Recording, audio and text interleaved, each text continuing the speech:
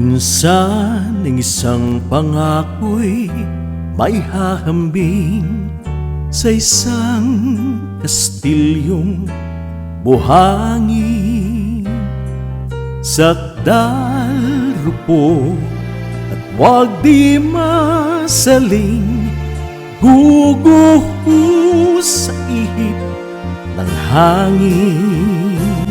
Kaya't bago natin bigkasin ang pagsintang sumpa sa minumutya,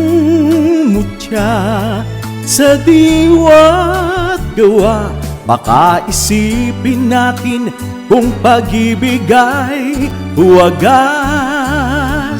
Kahit pa magsanga ng landas,